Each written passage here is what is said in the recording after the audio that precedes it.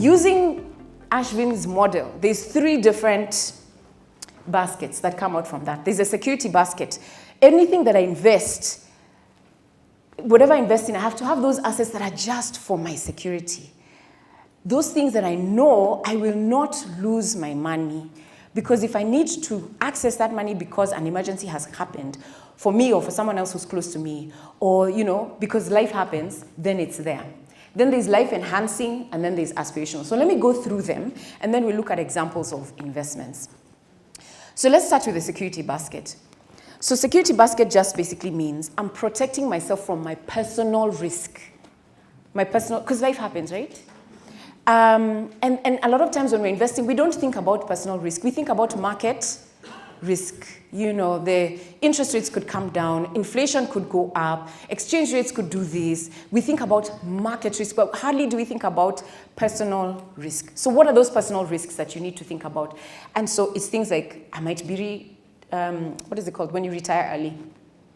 Retrenched. I might be retrenched, or my business may go under. I think even Joram talked about the fact that COVID could happen again, or you have situations that happen that then affect your business or your employment, and so therefore you need to put money in a security basket. And the kind of assets, I'll give you some examples, is things like investing in your personal development, investing in your personal brand, putting money in a pension. So investments are not generally only shillings and cents. Investing in your spiritual walk with God. That is security basket, right? And we look at specific financial assets as well. I have a table for that. And then look at life enhancing. So life enhancing is where you want your money to grow alongside you so that you continue to enjoy the kind of life you're living, so that your kids can go to the same school, so that you can continue to live in the neighborhood that you do, so that you can enjoy eating grapes. Did you realize grapes have gone up by so much? I used to eat grapes at 250. I'm annoyed. Today I ordered grapes. I'm like, what is this story? So I want to continue to eat. Yes, I want to eat grapes and not feel guilty. Anyway, life enhancing basket. And then we have the aspirational basket. So aspirational basket is, you have dreams and we have goals. We want to be able to do many things. I don't know what those are for you. For me, I want to be able to finance, those companies Joram is talking about that are looking for capital. I will finance them, Joram. That's why I'm with Sandbox. That's a dream I have. I mean, someone comes and tells me, oh, I need 100 million. I'm like, only. What do you do? And I agree with what they want to do. Here is the money. Just make sure you pay it back in this way. I want to be able to create that. Another thing I've done in the past is I was part of a board called Care for a Child's Heart. It's an organization that helps children to get, who have heart disease, to get surgeries for free. Because very, very many children in Kenya, by the way, suffer from heart disease. And so we finance these children. And one of the most difficult things is raising capital. So what happens is Americans and people in London and people I don't know where who are financing Kenyan children. We can't raise money locally. What is that? Like, it just annoys me. And I'm like, why can't I pay for 12 children to go through surgery in India or in Egypt or in the US? Why not, right? Or locally even. So aspirational basket are those things that you're passionate about, that you want to be able to do to make a difference. Because we're not here just for ourselves, including you, Ernest. And I want to give you money to finance the work that you're doing, because you're doing an amazing job. So I've talked about security, I've talked about life enhancing, and I've talked about aspirational. Now, you don't have to wait until your security basket is fully funded. And then now you say, okay, now let me go to life enhancing. No, it doesn't quite work that way. The best thing is I need to have an emergency fund. Money that I can lean on should anything go wrong, then I have it available. So what does that look like? It now depends, because everyone is different. So for example, I might have a grandmother, parents, siblings who I am financing, the whole village. And so my security basket will look different to a 20-something-year-old whose parents are wealthy, who doesn't have siblings or whose siblings are working and everyone is okay and they don't have children, no responsibilities, our security baskets will look very different. So an emergency fund for them would probably be like 20K, right? Because they need, I don't know, or maybe 100,000. But for this other person, the emergency fund might look like 1 million shillings. So depending on your circumstances, then you need to define, what does my emergency fund look like? Am I a single parent, which means then I must have insurance. And the insurance will be several things. I must have life insurance. I must have perhaps even an education policy for my children. And then health insurance is mandatory for all of us. But the amounts and the details will look different. But I can start with, let me at least have make sure I have insurance, health insurance, and I have an emergency fund. Now, the emergency fund, you would then now think about it by looking at your expenses in a month. What are your critical expenses in 1 month? Is that 100,000? Is that 50,000? Whatever that number is, multiply that by 3 and start with only 1 month. We're multiplying by 3 because we want it to cover at least 3 months.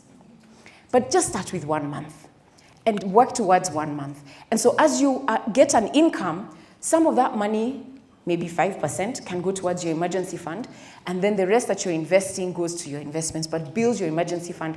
But start aggressively with first making sure you have at least 1 month's emergency. Once you have 1 month's emergency fund, then you work slowly towards growing that emergency fund. Also, depending on what you do, for some people, getting a job may be very easy. I had a client who was an engineer of a very specific aircraft, and she told me, for me to get another job, it would take potentially 12 months. Because aircrafts are different. I have to do, I don't know what exams, and I have to train, and I have to do all these things. And so for me, my emergency fund has to be 12 months. Now, once you've funded your security basket to that minimum level, then you can now go into your other goals. So the thing is, you must also know, what are my goals? What do I want to do? And list them, whatever they are. So these are just random ones. I want to save for my child's education. I want to buy a new car. I want to start a business. I want to go on holiday. Whatever those things are, just list all of them down. The next thing then you do is decide, where do these goals fit? And how critical are they? Is this security? Like, I have to have it? Is it life enhancing, something that will help me continue to maintain my lifestyle, like education, for example? Or is it aspirational? And for some people, aspirational looks like even starting a business. So what is aspirational for me may be life-enhancing for you, or maybe security for someone else. So these are very personal things. As I said, investing is about you. It's about me. And then you quantify the cost. How much will it cost me to save for that car? How much will it cost me to do these things? Once you know the cost, then you look at these dreams, and you're like, okay, for me to execute these dreams, there's some that will need to come a little later than others. There's some that can come a little earlier. And then you prioritize. And prioritization will depend on several things. It will depend on how old are you. It will depend on your income, your needs, your preferences. So just take time to think through that, and then you'll have a plan of your finances and how you want to execute what it is that you want to do. Is that making sense? Okay, so we've categorized our goals and we've put them there. So security, those are the things. Life enhancing, I want to go on holiday and university abroad for the kids eventually, if that's something that you want to do. Start a business, and then aspirational basket could be those other things.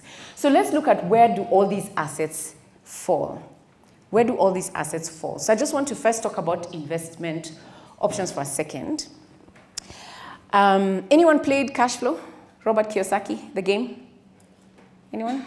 It's a really good game to play, yeah. And if you haven't, it would be a good idea to play it. So the essence of the game is what I'm showing you here. And so there are 3 curves. The first curve, which is like, I don't know if that's orange or brown, is the normal curve that you will see. Actually, no, it's not. The first curve is where you have a high income initially, and then over time the income drops. Can you give me an example of that kind of a person? An athlete. Yeah. Who else?